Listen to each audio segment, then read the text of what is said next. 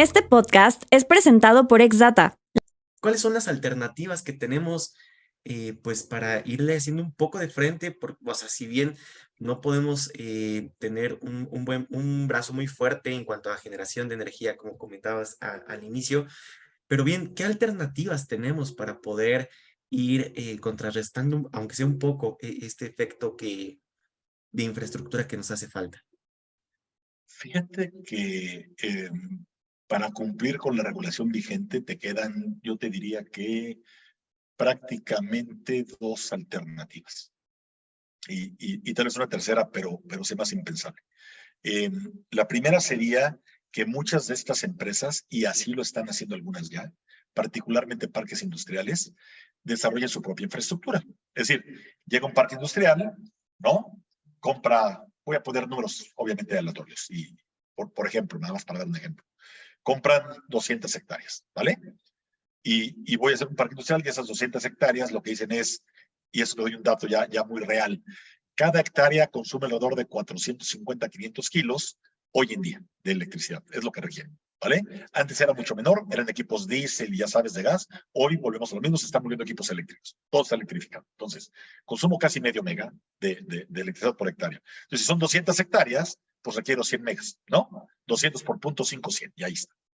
Ahora, voy a pedir 100 megas y si cada empresa que se va a instalar en el parque lo fuera a solicitar, les va a salir muy caro, entonces mejor me vuelvo un agregador para hacer atractivo mi parque y vender mi tierra.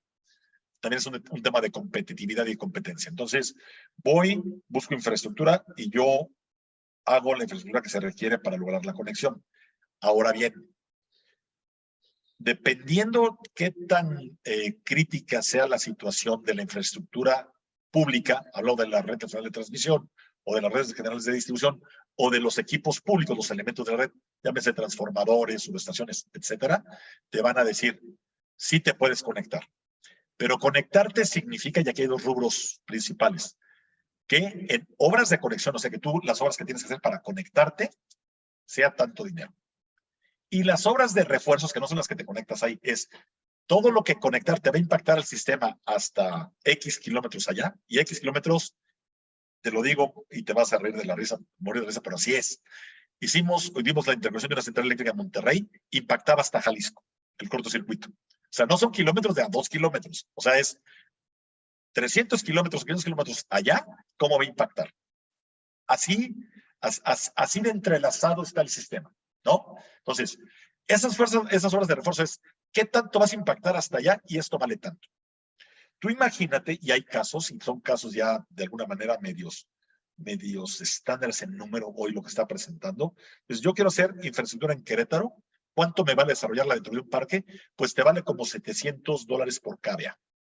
Ya tener mi subestación y estos dos rubros que te platico. O sea, estos dos rubros es nada más para conectarme, más toda la infraestructura que tengo que hacer yo para que mis clientes se puedan conectar, ¿vale? Que es hacer subestación reductora, redes particulares, etcétera. Entonces, vale $700 KVA. Esto significa $700,000 MBA. Por 100, ya son $70 millones. Ya es una lana, ¿no? Ahora, yo me voy a instalar en Querétaro y sé que yo voy a requerir 10 megas para ponerme yo a producir lo que voy a producir y tomar 10 megas, ya me costó nada más eléctricamente $7 millones. Se hace inviable en muchos casos financieramente, ¿no? Hay otros lugares que afortunadamente todavía hacer esto cuesta 300, ya casi nada, están 200, entre 300 y $400. Ya estamos en la rayita de lo que es viable. Entonces, ¿qué solución es? Ya se está tomando hacer tu propia infraestructura, pero también esto por el crecimiento de la demanda va a llegar el punto en que se va a hacer prácticamente inviable financieramente, ¿no? Y aprovechen la coyuntura todavía en donde haya espacios para poderlo hacer, y lo están haciendo muchos de los desarrolladores industriales sobre todo, ¿vale? De parques industriales.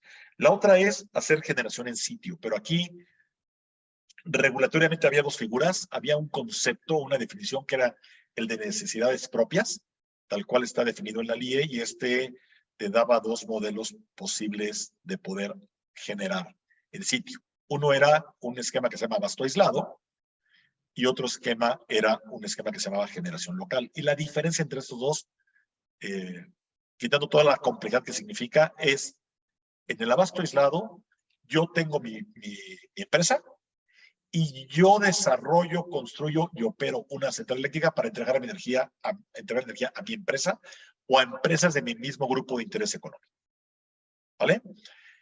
Generación local es, tú, Toño, eres un generador, haces una central eléctrica dentro del parque industrial y me vendes energía a mí dentro del parque industrial. Bueno, esa estaba padrísima porque entonces inversionistas que se quieran hacer generadores de este modelo de negocios podían hacer centrales eléctricas y venderle a estas empresas. Esa figura quedó derogada en diciembre del 2021, la derogó la Comisión Reguladora de Energía y solamente dejó viva la figura de abasto aislado. Entonces, se vuelve muy complejo para muchas empresas decir, oye, pues si yo hago tenis, zapatos, ¿no? Soy zapatero y tengo que invertir en una central eléctrica y tengo que invertir en obras de conexión además y además tengo que operar la central eléctrica y además, pues ya no se me hace tan viable. Porque además de todo, una central eléctrica, energéticamente hablando, se te vuelve más viable si es de cierta escala hacia arriba. Es decir, no es lo mismo tener unos motores que te generan energía, que tengas 1 mega o 2 megas, ¿no? Que tal vez tengas una eficiencia térmica de 8 o 9 y que tienes un costo de operación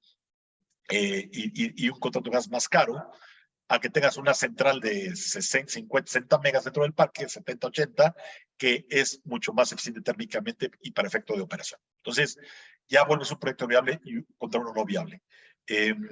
Yo te diría que son prácticamente las dos soluciones ante la falta de inversión pública en infraestructura que se tienen. Y también te diría que invertir en infraestructura pública, particularmente en reforzamiento de redes, sobre todo hablando de la red de transmisión y también redes de distribución, pero principalmente la red de transmisión, son proyectos de largo plazo, no son proyectos de 1 año, 2 años, 3 años, son proyectos de 5, 7 años, ¿vale?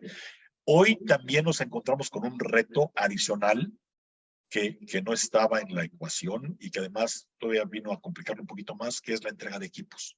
Es decir, regularmente antes de la pandemia a ti te entregaban un equipo en 6 meses, sobre todo un transformador de cierto tamaño. Hoy te están dando tiempos de entrega mayores a 2 años, 2 años y medio. Solamente el equipo. Entonces, imagínate si tengo que reponer. Hay muchos lugares en el país que requieren cambios en bancos de transformación. Y tú dices, ¿qué es eso? Bueno, pues son aparatos que hacen transformación, ¿no? De voltaje de un lado al otro, y son bancos de transformación de 370, más o menos, MVAs. Y estos bancos de transformación pues son enormes. O sea, 370 megas es una cantidad muy grande y tienen un costo muy alto. Un banco de estos está oscilando hoy en día sobre los $20 millones. Entonces, requiero 10 o 20 o 30, pídelos, pues te los van a entregar en 2 años, 3 años, ¿no? Entonces, ¿cómo se hace? La respuesta es, tendrías que hacerlo hoy que hay oportunidad y considerar que el horizonte de tiempo en el cual vas a desarrollar en forma personal o particular esa infraestructura lleva tiempo. Y solamente para cerrar, la segunda opción, que es la de generación, recordemos que prácticamente los permisos de generación han estado dándose a cuentagotas.